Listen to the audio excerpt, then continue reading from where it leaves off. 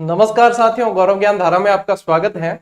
अगली कड़ी में और आ गए हैं अपन और आज अपन पढ़ने जा रहे हैं आरटीई।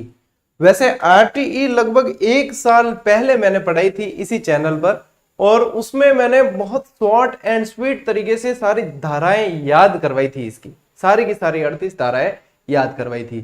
आज की इस क्लास में साथियों अपन डिस्क्रिप्टिव पढ़ेंगे, पूरा समझेंगे, एक एक धारा को समझेंगे और इसके साथ में आपको याद करने के लिए आज मैं पूरा आपको व्यवस्थित समझाने वाला हूं और याद करने के लिए टेलीग्राम पर एक लिंक डालूंगा और यूट्यूब के कम्युनिटी पोस्ट में भी डाल दूंगा। वहां से आपको वो वीडियो जरूर देख लेना।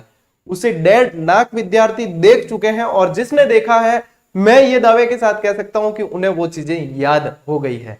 तो आप लोगों ने यदि नहीं देखा है, कई सारे विद्यार्थी जो पुराने जुड़े हुए हैं उन्होंने देख रखा होगा, उन्हें याद होगी कि किस तरीके से याद हुई है, तो वो जरूर देख लेना है इसके बाद में। ठीक है, उसके 2 वीडियो है वो जरूर देख लेना। जब 1.5 लाख विद्यार्थियों का उस वीडियो पर प्रेम है तो आप लोग भी देख लेना, याद दिमाग में छप जाएगी वो चीज, ये पक्की है। चलिए साथियों, आज शुरू करते हैं अपन आरटीई 2009। ठीक है, शिक्षा का अधिकार है। अब 2009 वाला, 2011 वाला जो है वो अपने राजस्थान के संदर्भ में कुछ संशोधन के बाद में उसे लागू किया गया। तो आरटीई 2009 के बाद में अपन 2011 वाला ही पढ़ेंगे। तो धाराएं जो है कैसे, किस तरीके से याद करें, क्या इसमें ये समस्याएं रहती है, प्रश्न कैसे बनते हैं, वो सभी चीजें अपन यहाँ पे समझेंगे। देखो, आरटी जो है साथियों, निशुल्क एवं अनिवार्य बाल शिक्षा का अधिकार 2009 आरटी के नाम से जानते हैं। इसमें कुछ डेट याद रखनी पड़ती है, जिसमें अपन को ये डेट याद रखनी है। ठीक है, 1, 2, 3 और 4 और ये 5वीं भी। ठीक है, 5 डेट। और इस तरीके से मैं आप लोगों के सामने लेकर आया हूं। जब खाना बहुत बढ़िया सजा हुआ होता है ना, तो खाने की इच्छा बड़ी होती है। तो ये भी बहुत अच्छी तरीके से जैसे सजा हुआ होगा ना, तो आपको याद रखने की और पढ़ने की इच्छा बड़ी होगी। ठीक है, इसीलिए ये इस तरीके से सजावट करके लाई है। तो देखो, राज्यसभा में आरटीई का जो बिल है साथियों, उसे 20 जुलाई 2009 को मंजूरी मिल गई और लोकसभा में जो मंजूरी मिली वो 4 अगस्त 2009। जुलाई में यहां, अगस्त में यहां। ठीक है, 20 जुलाई और 4 अगस्त। 20 जुलाई तो मिली है राज्यसभा में, ठीक है, और 4 अगस्त को मिली है लोकसभा में। राष्ट्रपति द्वारा मंजूरी दी गई है इसे 26 अगस्त 2009। यानी कि संसद का काम जो है वो यहां पे पूरा हो जाता है। ठीक है ना। अब संसद के 3 अंग होते हैं, राज्यसभा 20 जुलाई, 4 अगस्त जो है आपके लोकसभा और राष्ट्रपति द्वारा 26 अगस्त। तो 3 डेट याद रखनी है। ठीक है, तारीखें याद रखो, महीने याद हो जाएंगे। 2 अगस्त के हैं और 1 जुलाई का है। तारीखें याद रखो, 20, 4, 26, 20, 4, 26 ये याद रखो। और जुलाई एक बार है, अगस्त 2 बार है। 20, 4, 26। ठीक है, 20, 4, 26 और जुलाई एक बार, अगस्त 2 बार। तो ये यहां तक जो है आपके याद हो जाएगी। उसके बाद में संपूर्ण भारत में लागू हो गई, लेकिन आपको पता है जम्मू कश्मीर में नहीं हुई, क्योंकि जम्मू कश्मीर में 370 बाद में हटी है। तो संपूर्ण भारत में यदि ये डेट पूछते कि भारत में लागू होने की डेट, तो 1 अप्रैल 2010। मोस्ट इंपॉर्टेंट प्रश्न है, लेकिन सरल है। लेकिन सरल के गलत होने पे अपन सीधे बाहर होते हैं। तो 1 अप्रैल 2010 ये किसी भी कीमत में आपको याद रहना ही चाहिए। फिर 5 अगस्त 2019 से जब 370 हट गई, तो जम्मू कश्मीर में भी ये लागू हो जाती है आरटीई पूरी की पूरी, राइट टू एजुकेशन। 6 से 14 वर्ष तक के बच्चों के लिए अनिवार्य और निःशुल्क शिक्षा। तो यहां पे क्या है, डेट का खेल हुआ है। ठीक है, 20, 4, 26 3 डेटें याद रखी, जुलाई, अगस्त, अगस्त और 2009 तो है ही। और यहां से 10 साल बढ़ाकर 2019 यहां याद रखना है और बीच में ये 2010, 1 अप्रैल 2010। तो एक बार ध्यान से पढ़ोगे तो याद हो जाएगी कि 20, 4, 26 तो सर बताइए कि 20, 4, 26 बताई और जुलाई, अगस्त, अगस्त यूं कहो और 1 अप्रैल 2010 तो अपन याद है। ठीक है, और 5 अगस्त 2019 के बाद यहाँ पे भी लागू होगी। चलिए, डेट वाला खेल पूरा हो गया। अब आते हैं अपन संविधान में इसका उल्लेख कहां कहां मिलता है। तो संविधान में 21A के अंदर इसका उल्लेख मिलता है, क्योंकि मूल संविधान में नहीं था। 86वें संविधान संशोधन 2002 द्वारा इसे जोड़ा गया। तो ये सन भी याद रखना है और ये भी याद रखना है, 86वां। अब जब अपने पॉलिटिकल पढ़ी थी, रीट वाले शायद कुछ नए भी हैं जो सेकंड ग्रेड वाले हैं, उनके पॉलिटिकल जैसे पढ़ी थी, तो अपन ने ये चीज पढ़ी है वहां पे भी। ठीक है, 6 से 14 वर्ष तक के बच्चों के लिए निःशुल्क और अनिवार्य शिक्षा, ये तो याद रह ही जाता है क्योंकि ये तो इंपॉर्टेंट है। इसके अलावा साथियों, अनुच्छेद 51 क, और 51 क में क्या है, मूल कर्तव्य है। मूल कर्तव्य में 11वें मूल कर्तव्य के रूप में इसे जोड़ा गया आरटीई को। ठीक है, कि ये माता पिता का कर्तव्य है कि बच्चे जो 6 से 14 वर्ष तक के हैं उन्हें ये शिक्षा का अधिकार है, उन्हें शिक्षा दिलवाई जाए। ये कर्तव्य बाध्यकारी नहीं होते, ये अधिकार जो है ये इनसे कर्तव्य थोड़े से अलग होते हैं प्रकृति के मामले में। चलिए, ये है साथियों पहली स्लाइड का खेल खत्म। आते हैं दूसरी स्लाइड के ऊपर। चलिए, इन शॉर्ट आरटीई के अंदर जो मुख्य यदि देखा जाए, यूं देखा ना आपा के परिवार में कितना सदस्य है कि ठीक है दादा दादी वगैरह ये यूं, तो इनमें जो मुख्य परिचय है ना साथियों ओ है। ठीक है, देखो कि कुल अध्याय कितने हैं, 7 है, कुल धाराएं कितनी है, 38 है, और अनुसूची है 1। अब एक पता नहीं किसी छात्र ने कमेंट किया था कभी कि सर 39 धाराएं हो गई। मेरे पढ़ने में देखो 39 आए नहीं। यदि आपके पास में कोई प्रूफ है या आपने कहीं ऑथेंटिक देखा है या कोई मोदी जी फोन करके कह दियो तो मैंने भी बता दियो। बाकी मेरे ध्यान में जो है वो 38 धाराएं हैं। ठीक है, और कोई यदि कोई ऐसी जुड़ी है तो मुझे बताना प्रूफ के साथ में, तो मैं भी उसे देखूं और अपडेट करूं। बाकी मेरे हिसाब में ये सही है, 7, 38 और 1 अनुसूची है। ठीक है, और ये जो अध्याय है साथियों इसके, ये अध्याय यानी कि भाग है। ठीक है ना, तो ये 7 अध्याय और इनकी धाराएं आज अपन इसमें पढ़ने वाले हैं, क्योंकि अब जो है धाराओं से प्रश्न आते हैं। ठीक है, कौन सी धारा में क्या है, ये भैया ट्यूशन नहीं ले सके मास्टर आ की धारा में है। ठीक है, मास्टरान जो है जनगणना वगैरह में नहीं लगा सके आ की धारा में है। यूं पूछ लिया करे प्रश्न, एग्जामिनर बड़ा मतलब आजकल यूं खुंखार उड़ा प्रश्न टिका दे कटूं भी ले। ठीक है, क्योंकि उनको पता है आजकल मैटर बहुत ज्यादा है, बच्चों के पास में प्लेटफॉर्म बहुत है पढ़ने के। प्रश्न का पेपर का स्तर बताओ, बढ़ाओ, नहीं तो मेरिट आएगी 90 के ऊपर। इसलिए आप देखते हो कि कुछ प्रश्न पत्र बहुत स्तरीय आते हैं, आने भी चाहिए, दिमाग के पूरे तार झंझन होने चाहिए। चलिए, धारा 1 आरटीई 2009 भारत में लागू और आरटीई की जानकारी। ठीक है, जानकारी भी इसी के अंदर कि 2009 जो ये आरटीई 2009 जो है वो लागू। धारा 2 में क्या है, महत्वपूर्ण परिभाषाएं और शब्दावलियां। देखो किस चीज लागू होगी, अब लागू होगी तो भी मतलब जानकारी भी तो होनी चाहिए अपन जो लागू हो गई। अब उसके अंदर और क्या क्या उनसे शब्दों से क्या मतलब निकलते हैं वो अपन को जानकारी भी तो होनी चाहिए। तो यहाँ पे जो है साथियों महत्वपूर्ण परिभाषाएं भी है और शब्दावलियां भी है। अब शब्दावलियों से मतलब है समुचित सरकार, जैसे वंचित बालक, विद्यालय, स्थानीय प्राधिकार, अभावग्रस्त बालक, अनुवीक्षण आदि ये शब्दावलियां हैं। और इनको समझा रखा है कि भैया ये जहां जहां शब्द आएंगे उनका मतलब है ये। ठीक है, जैसे कि समुचित सरकार आ गया। अब समुचित सरकार से मतलब है कि केंद्र और राज्य सरकार जो समय समय पर नीतियां बनाएगी, लागू करेगी वो। अब जैसे वंचित बालक आ गया, तो जो वंचित बालक की परिभाषा दे दी कि कौन से स्कूल से शिक्षा से वंचित बालक के अंदर कौन आएंगे। जैसे विद्यालय की परिभाषा आ गई, स्थानीय प्राधिकारी आ गए। तो स्थानीय प्राधिकार का मतलब है स्थानीय जो प्रशासन होता है, जैसे नगर पालिका हो गई, आपकी ग्राम पंचायत हो गई, ये स्थानीय प्राधिकार के अंदर आ गए। अभावग्रस्त बालक में दुर्बल बालक आ गए, जो शिक्षा प्राप्त करने में सक्षम नहीं है, वो वाले आ गए। ठीक है ना, निर्धन है, बीपीएल परिवार से बिलोंग करते हैं, या वो जिन्हें विशेष छूट की या विशेष प्रोत्साहन की आवश्यकता होती है, वो वाले आ गए। अनुवीक्षण यानी कि प्रवेश परीक्षा से संबंधित ये चीजें जो है साथियों, दैट्स ऑल योर ऑनर, ये चीजें आती है सारी की सारी। अध्याय 2। ठीक है, अब आजकल प्रश्न मतलब के रंगूमणि कह नहीं सका, इन बात से अध्यायवार पढ़ रहे हैं आप। ठीक है, और इसके बाद में वो वीडियो देख लेना है आपको, ताकि दिमाग में फोटोकॉपी। धारा 3, इसके अंदर देखो 3 से 5 है धारा। ठीक है, 2 में 3 से 5। धारा 3 ये कहती है कि 6 से 14 वर्ष के बालक या बालिका को निःशुल्क शिक्षा प्राप्त करने का अधिकार है, राइट टू एजुकेशन। ठीक है ना, ये उनका राइट है। तो ये अधिकार है वो धारा 3 के अंदर उल्लेखित है। धारा 4 कहती है कि आयु अनुसार कक्षा में प्रवेश देना। ठीक है, अब मान लो कोई 10 साल का बच्चा आ गया स्कूल में, तो अब पहले में नहीं बिठा सका, मैंने बिना उम्र हिसाब में बिठाना पड़े। ठीक है ना, 10 साल का आ गया तो उसकी उम्र के हिसाब से जैसे वो चौथी में बैठेगा, क्योंकि 5 साल पूरा करके 6 साल का बच्चा आया है, 5 साल पूरे हो गए तो वो पहली में बैठता है। उस हिसाब से कैलकुलेट करके उसे उसके अनुसार कक्षा में बिठाया जाएगा।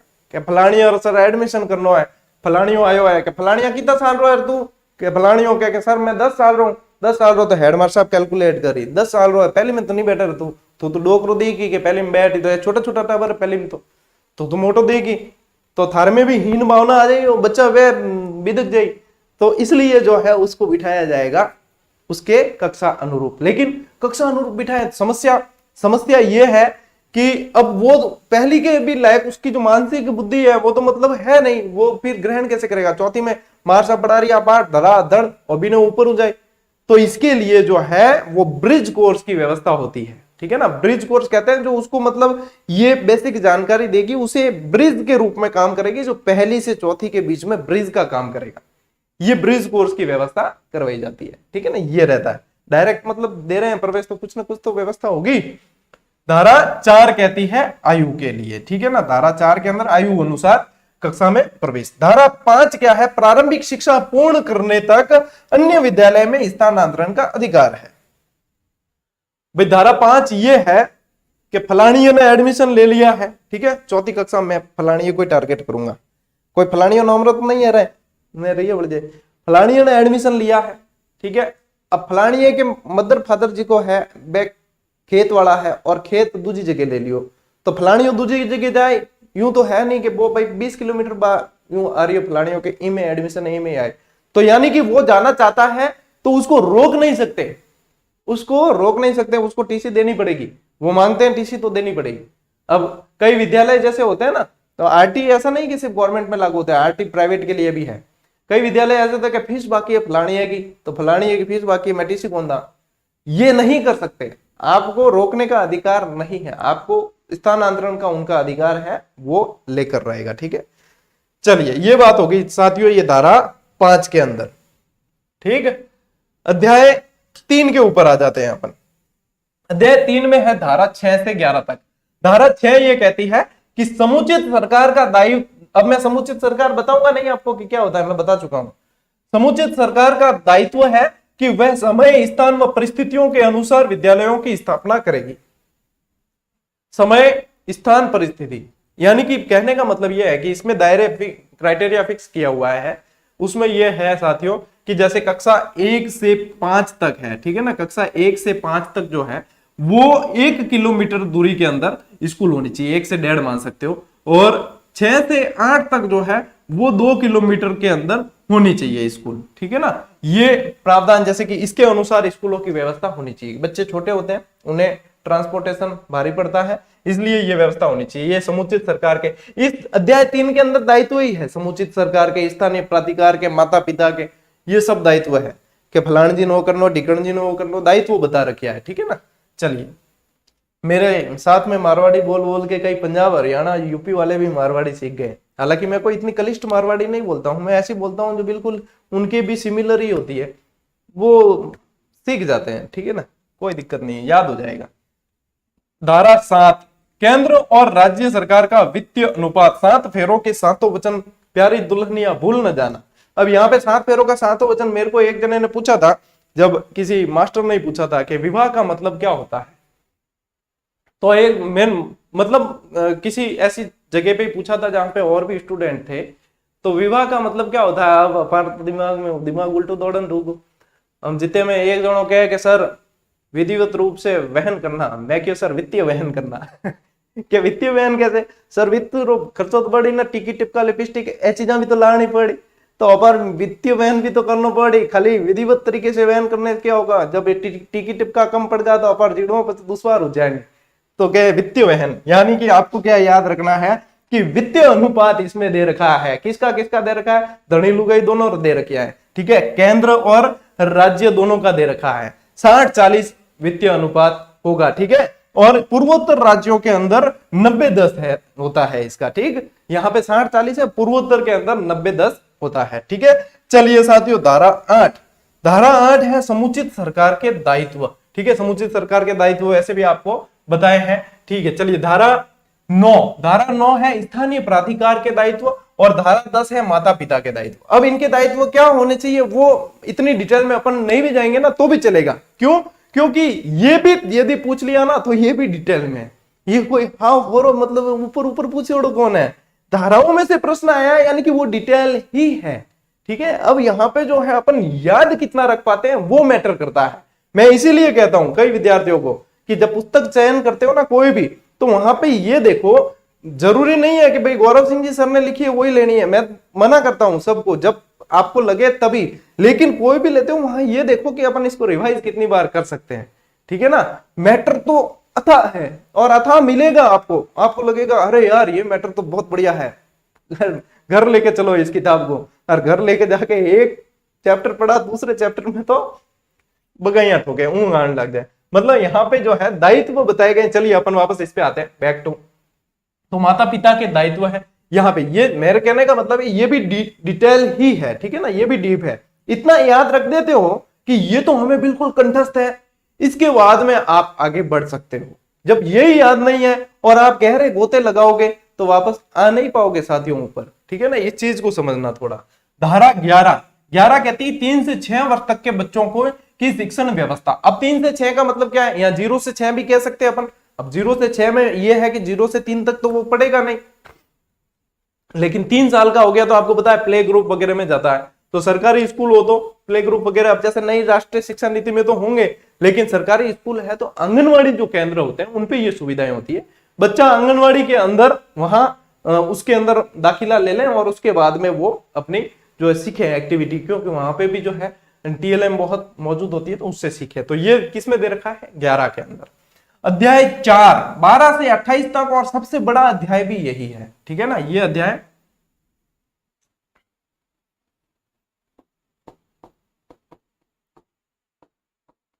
सबसे बड़ा।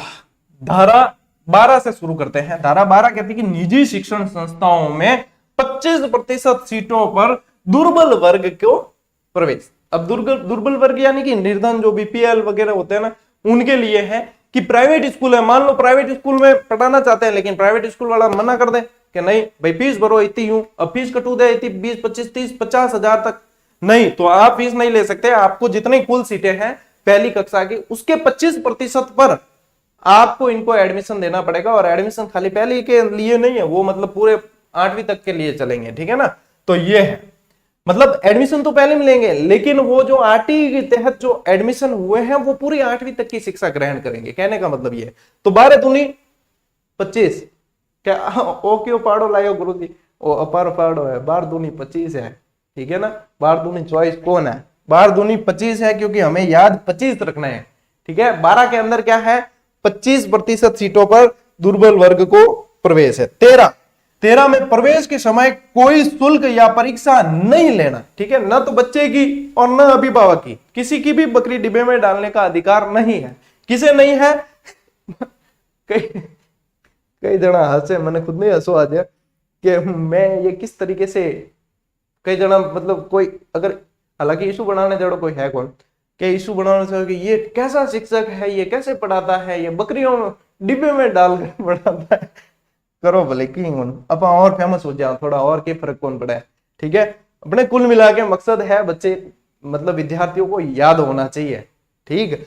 तो यहाँ पे जो है साथियों कि प्रवेश के समय कोई शुल्क या परीक्षा नहीं लिया जाएगा, अनुवीक्षण के समय कोई शुल्क या परीक्षा नहीं ली जाएगी, ठीक है ना भाई। निजी संस्थाओं द्वारा ज्यादा ली जाती है, गवर्नमेंट वाले लेते नहीं है वैसे भी, ये तो टाइम किन पड़े। तो यहाँ पे जो है प्रवेश के समय शुल्क या परीक्षा नहीं ली जाएगी, ठीक है। कोई शुल्क फीस वगैरह नहीं ली जाए और परीक्षा नहीं ली जाए। अब यहाँ पे प्राइवेट स्कूलों में तो शुल्क चलते हैं, लेकिन आरटी के तहत जो एडमिशन है उसमें नहीं ले सकते, ठीक है। और परीक्षा भी नहीं ले सकते, अभिभावक की भी नहीं ले सकते, बच्चे की भी नहीं ले सकते, और उसको जो है आपको प्रवेश देना ही देना है, ठीक है। आपके पास में कोई रास्ता इसके अलावा नहीं है। धारा 14 कहती है साथियों प्रवेश के समय कोई दस्तावेज अनिवार्य नहीं है।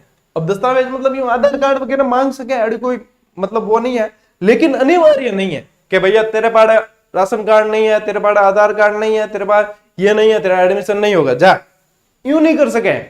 एडमिशन करना ही करना है, ठीक है ना, एडमिशन तो करना ही है। दस्तावेज की अनिवार्यता, मूल निवास, आयु प्रमाण पत्र वगैरह ये अनिवार्यता कुछ भी नहीं है।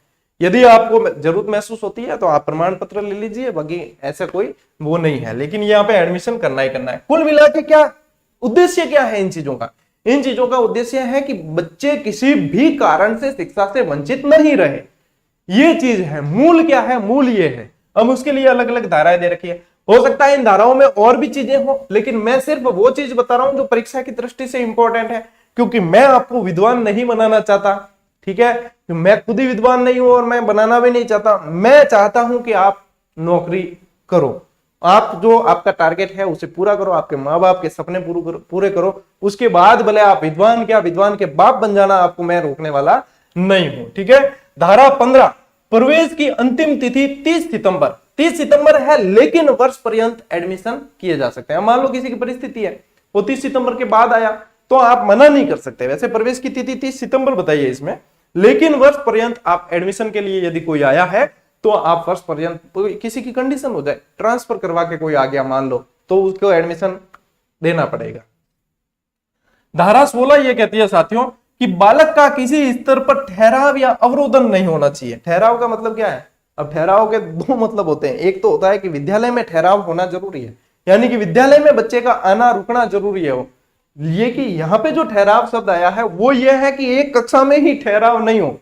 ठीक है, ध्यान पड़ियो कि ठाकुर साहब तो ठहर गया हटे, यूं कौन होना चाहिए कि बालक का किसी स्तर पर ठहराव नहीं हो, यानी कि पास करना जरूरी है। यहाँ पे मेन मुद्दे की बात जो है वो ये है कि पास करो।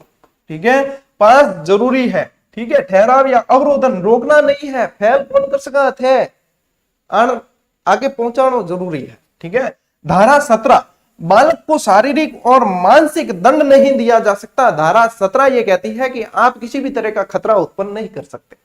क्या कहती है धारा 17? कि आप बच्चे के प्रति किसी तरह का खतरा उत्पन्न नहीं कर सकते, न तो शारीरिक और न मानसिक, नहीं तो दंड मिलेगा। ठीक है। इन शॉर्ट एंड स्वीट समझो कि धारा 17 में खतरा उत्पन्न नहीं करना है। धारा 18, विद्यालयों की मान्यता से संबंधित। अब मान्यता देखो, 18 साल के होंगे तभी मान्यता मिलेगी वोट देने का अधिकार। ठीक है, वो मान्यता मिलती है। तो यहाँ पे भी मान्यता से संबंधित जो प्रावधान है वो इसके अंतर्गत है। 18। 19 के अंदर क्या है? विद्यालय के मानकों को पूरा करना, और किसी ने नहीं किया तो मान्यता रद्द। ठीक है, 19 के अंदर मान्यता रद्द करने का, यानी कोई जो विद्यालय के जो मानक है उन्हें पूरा नहीं किया जाता तो मान्यता ही रद्द करने का प्रावधान। धारा 20 ये है साथियों कि विद्यालय संबंधी मानकों में परिवर्तन किया जा सकता है समुचित सरकार द्वारा। अब समुचित सरकार चाहे तो परिवर्तन उसके अंदर कर सकती है। मानक जो फिक्स किए हैं उनके अंदर परिवर्तन किया जा सकता है। ठीक है। धारा 21, एसएमसी के गठन से संबंधित प्रावधान है। अब मैं आपको यहाँ पे एसएमसी की पूरी डिटेल नहीं बताऊंगा भैया 16 सदस्य है, 11A है, यूं है, क्योंकि एसएमसी मैं पढ़ा चुका हूं। ठीक है, और एसएमसी आपके जितना भी कंफ्यूजन हो वो भले दूर कर लेना, जो पढ़ाया है वही है। अब क्या पता किसी ने कोई 15 सदस्य पढ़ लिए, वो बात वो सब तो होती नहीं है, जो सही था वो पढ़ा चुके हैं। ठीक है ना। तो एसएमसी के गठन का प्रावधान। धारा 22 के अंदर क्या है? विद्यालय विकास योजना। जब भी विद्यालय का सत्र प्रारंभ होता है ना तो उसकी एक विकास योजना बनाई जाती है जिसमें एसएमसी का भी रोल होता है। विद्यालय विकास योजना की पूरे सत्र में विद्यालय किस तरीके से आगे बढ़ेगा वो जो है 22 के अंदर है। ठीक है। धारा 23 जो है साथियों, शिक्षकों की योग्यता, पद, वेतन आदि का उल्लेख है। 22, 23 ये सारी चीजें याद रखनी। 24 के अंदर क्या है? शिक्षकों के दायित्वों का उल्लेख है। शिक्षकों के दायित्व। अब शिक्षकों के दायित्व जैसे आपको कोर्स पूरा करवाना है, आपको प्रत्येक बच्चे पर ध्यान देना है, आपको विद्यालय की जो भी संसाधन है उनका ख्याल रखना है, आपको समय पर आना है, आपको शिष्टाचार से पेश आना है, वो सारे दायित्व है। ठीक है, तो ये सारे जो है इनके दायित्व है। 45 घंटे वाला जो शिक्षण सप्ताह के अंदर 45 घंटे शिक्षण करवाना, ये सारी चीजें इसके अंदर आ जाती है। ठीक है। धारा 25 विद्यालय के मानक। अब मानक के अंदर क्या है? जैसे छात्र शिक्षक अनुपात, विशेष रूप से इसमें ध्यान रखना है। ठीक है, विद्यालय के मानकों की बात इसके अंदर की गई, उसमें भी छात्र शिक्षक अनुपात, क्योंकि अब बच्चों की संख्या के आधार पर शिक्षक का अनुपात भी यहाँ पे परिवर्तित होता है। तो देखो अनुपात के अंदर वैसे प्राइमरी तक जो है अनुपात रहता है साथियों 30:1 का, लेकिन 60 तक जैसे 2 टीचर रहते हैं। ठीक है, 30:1 का रहता है। अब जैसे 30/61 से 90 हो गए तो 3 टीचर हो गए, 91 से 120 हुए 4 टीचर हो गए, 121 से ये लिखा हुआ है 150। ठीक है ना, 121 से 150 हो गए 5 टीचर हो गए, और 150 से ऊपर जाते ही एक एचएम का पद अनिवार्य है। ठीक है ना, एक पूर्णकालीन एचएम हो जाएगा। 150 से ऊपर जाते ही 150 पार जाते ही एचएम का पद हो गया अनिवार्य, यानी पूर्णकालिक एक एचएम का पद भी होगा। यानी 150 से यदि प्लस गए तो 5 + 1 हो जाएगा, 5 तो टीचर और 1 एचएम हो जाएंगे। ठीक है, ये हो गया। छात्र 200 से अधिक होने पर अनुपात क्या होगा? 40:1 हो जाएगा। फिर यदि 200 से ऊपर चले गए हैं तो 40:1, और यूपीएस, यूपीएस का मतलब क्या है? अपर प्राइमरी, ठीक है ना। एक तो पीएस होती है प्राइमरी स्कूल, एक होती है यूपीएस कहते हैं, जैसे गवर्नमेंट अपर प्राइमरी स्कूल। तो ये यूपीएस, हमारी आदत पड़ी हुई है ऐसे लिखने की, तो 35:1 यूपीएस के अंदर छात्र शिक्षक अनुपात होता है। कोई कंफ्यूजन नहीं, सीधा यही है, ठीक है। धारा 26, धारा 26 ये कहती है साथियों कि किसी भी विद्यालय में 10% से अधिक पद रिक्त नहीं हो सकते। किसके? मास्टरों के, ठीक है। किसके? शिक्षकों के। हालांकि ये शिक्षकों मैंने गलत लिखा है, शिक्षक वृंद होना चाहिए। चल, हिंदी कौन पढ़ा रही है, ठीक है। धारा 27, धारा 27 ये कहती है साथियों, ये मैं यहां से वापस मिटा रहा हूं, आप अपने हिसाब से लिख लेना, ठीक है। धारा 27 ये कहती है, क्योंकि मैं यहाँ पे है ना इसको डिस्क्राइब करूंगा इसलिए मिटा दिया है। धारा 27 ये कहती है कि जैक के अलावा गैर शैक्षणिक कार्य में ड्यूटी नहीं लगानी है। किसके अलावा? जैक लगा सकते हैं, बाकी जैक के अलावा नहीं लगानी है, ठीक है। किसमें? गैर शैक्षणिक कार्यों में ड्यूटी नहीं लगानी। कौन सी धारा कह रही है? 27वीं कह रही है। अब जैक का मतलब क्या हुआ? ये जे का मतलब है जनगणना, जनगणना, ठीक है। ए का मतलब क्या है? आपदा, कोई आपदा है तो, राष्ट्रीय आपदा है तो। और सी का मतलब क्या है? चुनाव। ये 3 कार्यों में ड्यूटी लगाई जा सकती है, इसके अलावा दूसरे कार्यों में ड्यूटी नहीं लगाई जा सकती। ये धारा 27 कहती है कि जैक लगा सकते हैं, बाकी जैक के अलावा कोई साधन काम में नहीं लेना है। धारा 28, धारा 28 ये कहती है कि निजी ट्यूशन नहीं कर सकते। मैं आपसे फीस नहीं लेता हूं ना पढ़ाने की, यानी कि मैं तो आजाद हूं, है ना। अपा इम नहीं आ रही है और अपना कोई ट्यूशन है भी नहीं। तो जैसे कहने का मतलब यह है कि बच्चे को जो है मतलब बॉदर नहीं कर सकते आप कि यार ट्यूशन लेना आना भी पढ़ नहीं फेल कर दूं, ठीक है। आप निजी ट्यूशन नहीं ले सकते, आपको पढ़ाना है तो सारा का सारा विद्यालय के अंदर ही पढ़ाना है। धारा 28, ठीक है। अब बढ़ते हैं साथियों अगले अध्याय की तरफ, अध्याय नंबर 5, धारा 29 और 30। अध्याय 5 के अंदर धारा 29 और 30, कई बार ये धारा मिलान का भी आ जाता है। 29 के अंदर है साथियों पाठ्यक्रम निर्माण संबंधी प्रावधान है। पाठ्यक्रम कैसा होगा, क्या चीज होनी चाहिए, क्या नहीं होनी चाहिए, किस आधार पे होगा, वो सारी चीजें इसके अंदर। धारा 30 के अंदर है प्राथमिक शिक्षा तक बोर्ड परीक्षा अनिवार्य नहीं होगी, ठीक है। प्राथमिक शिक्षा तक 8वीं तक जो है, उच्च प्राथमिक तक कह दो आप कि बोर्ड परीक्षा जो है अनिवार्य नहीं होगी। अब जैसे 5वीं बोर्ड है राजस्थान के अंदर, तो 8वीं भी बोर्ड है। और आप लोगों ने पता नहीं 5वीं दी कि नहीं दी, अपा दी ओड़ी है, ठीक है। 4 बोर्ड दी है, 5वीं बोर्ड, 8वीं बोर्ड, 10वीं बोर्ड, 12वीं बोर्ड, ठीक है ना। सौभाग्यशाली हूं मैं, देख लो।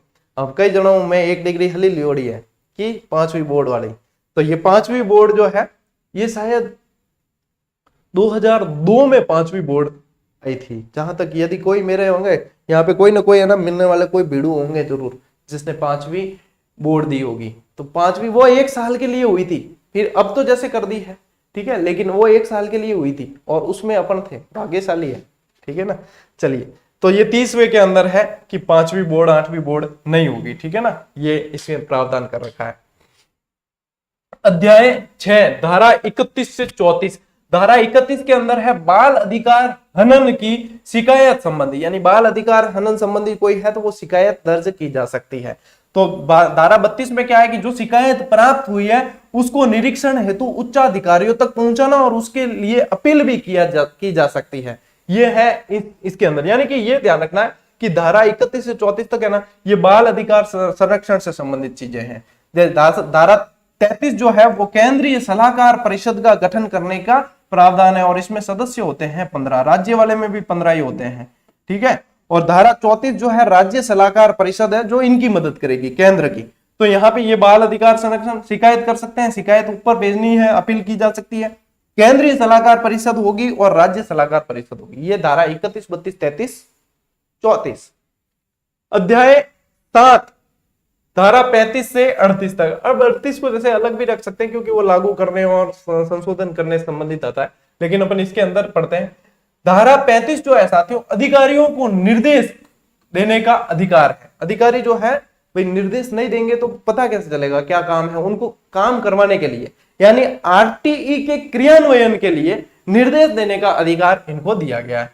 धारा 36 के अंदर कर्मचारी के गलत व्यवहार पर शिकायत की जा सकती है। कोई कर्मचारी जो है पालन नहीं कर रहा है आरटीई का, या कोई ऐसी आता है परिवार, तो वो शिकायत यहाँ पे की जा सकती है। धारा 33 के अंतर्गत साथियों धारा 36 में जो दर्ज शिकायत हुई है, यहाँ पे जो कार्मिक की शिकायत दर्ज हुई है उसकी निष्पक्ष जांच का प्रावधान है, और एफएमसी संबंधित जो वाद परिवाद होते हैं उनका भी प्रावधान 37 के अंदर है। धारा 38 के अंदर आरटीई में परिवर्तन व लागू करने का समुचित सरकार का अधिकार है। ये परिवर्तन और लागू करने का अधिकार ये है, ये 38 के अंदर है, इसीलिए मैंने पहले आपको ये लाइन बोली थी। ठीक है, अन्य महत्वपूर्ण तथ्यों में यदि देखें तो शिक्षण दिवस ये पूछे जा सकते हैं कि पीएस यानी कि प्राइमरी स्कूल में जो है शिक्षण दिवस वो 200 शिक्षण दिवस होते हैं, और शिक्षण जो घंटे होते हैं वो अध्यापक के लिए 800 शिक्षण घंटे हैं। ठीक है, और यूपीएस के अंदर 220 तो शिक्षण दिवस है और 1000 घंटे हैं। ये याद रखने हैं सीधे सीधे, 200 और 800, 220 और 1000। ठीक है ना, ये चीजें होगी। अब ये पीछे की जो धाराएं है ना साथियों, 31 से लगाकर 38 तक, ये इतनी ज्यादा इंपॉर्टेंट नहीं है जहां तक मेरा मतलब मुझे जो लगता है वो। और जो इससे पहले वाली जो है 28 से पहले वाली अध्याय 4 तक वाली है, 29-30 से पहले वाली अध्याय 4 तक वाली, वो बहुत ज्यादा इंपॉर्टेंट है। ठीक है, और यहाँ पे ये जो बताया है ये इंपॉर्टेंट है, ये इतनी इंपॉर्टेंट नहीं है लेकिन ध्यान में रखना है। ध्यान पढ़ियो कि गुरुजी कह दियो कि इंपॉर्टेंट कौन है, आपा पढ़ी कौन, सवाल आ गया तो अपारे गड़बड़ हो जाएगी। तो ये भी वैसे पढ़नी है लेकिन उन पे ज्यादा जोर देना है। ठीक है ना, ये थोड़ा सा आप ध्यान रखें, और इन चीजों को ध्यान रखने से क्या होता है, पढ़ाई की थोड़ी सी रणनीति बहुत अच्छी बनती है। जिन चीजों पे ज्यादा ध्यान देना होता है उन्हें हम बहुत अच्छी तरीके से, और यही होती है स्मार्ट स्टडी। ठीक है, और होगी अपने स्मार्ट स्टडी की एक और क्लास पूरी। आप समझते हो कि क्लासें मतलब ये सिलेबस इतना भारी है, ये वो है। अब जो क्लासेस यहां से ले रहे हैं बताओ कोई भारी है कि कोई टॉपिक ऐसा आपको लगा आज दिन तक अपन ने जो पढ़े हैं, आज दिन तक 1.5 साल में, 1.5 साल का सफर हुआ है इस यूट्यूब चैनल को, 1.5 साल के अंदर अपन ने जो चीजें पढ़ी है इस चैनल के माध्यम से, मुझे ये बताओ कि उसमें से भारी टॉपिक कौन सा था।